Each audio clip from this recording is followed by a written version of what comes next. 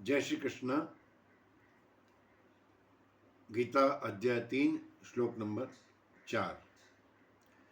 न कर्मणामनारम्भान् नैष्कर्म्यं पुरुषोऽश्नुते न च सन्न्यस्सनादेव सिद्धिं समधिगच्छति। न कर्मणा न कर्मणाम् अनारंभात् नैष्कर्म्यं पुरुषः अश्नुते न च सन्न्यसनात् एव सिद्धिं सम अधिगच्छति।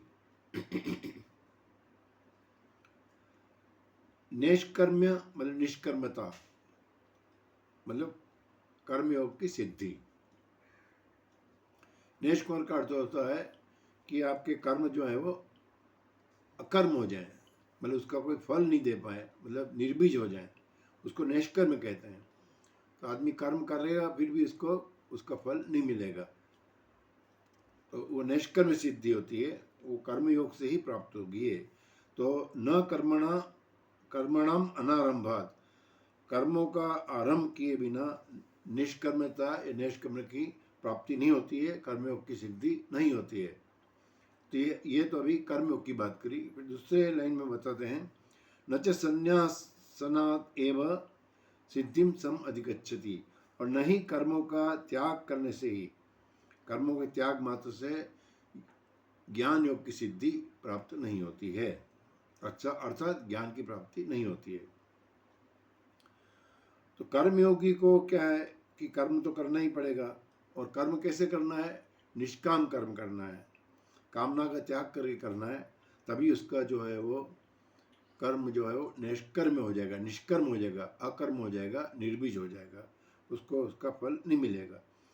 गीता में 5वें अध्याय में भी कहा है भगवान ने कि काये न मनसा बुद्धिया केवल इंद्रियरपि योगी न कर्म कुर्वन्ति संगन तत्मा शुद्ध है। मतलब योगी लोग हैं, जो कर्म योगी हैं, वो आत्मशुद्धि, अंतकरण की शुद्धि के लिए कर्म करते हैं, उनकी कोई कामना नहीं होती है। तो कर्म के आरंभ के बिना जो है कर्म नैष्कर्म सिद्धि प्राप्त नहीं होगी। इसी तरह अगर कोई ज्ञानी लोग ये समझे कि हम तो कर्म करेंगे ही नहीं, तो कर्म के त्याग से भी नहीं होगी, क्योंकि 18 अध्याय कहा है कि जो अपने जो वर्णाश्रम में जो विहित कर्म है, यज्ञ दान तप वगैरह वगैरह, तो इसके लिए कहा है कि यज्ञो दान तपस कर्म न त्याज्यम कार्यमेव तत् यज्ञो दानम तपस्यैव पावनानि मनीषिणाम।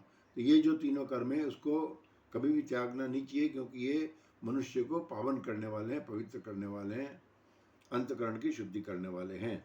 इसलिए कर्म का त्याग, ज्ञानी लोग कर्म का त्याग मतलब काया से, इंद्रियों से, उससे नहीं होता है। कर्म का त्याग होता है मन से होता है।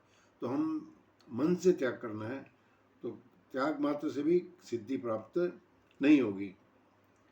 भगवान ये कह रहे हैं कि चाहे तो कर्म योग कर या ज्ञान योग कर, तो कर्म तो करना ही पड़ेगा। कर्म योग में क्या है? निष्काम कर्म करना है, कामना का त्याग कर करना है, और ज्ञान योग में जो है वो अहंकार का त्याग करके, कर्तापन का त्याग करके काम करना है।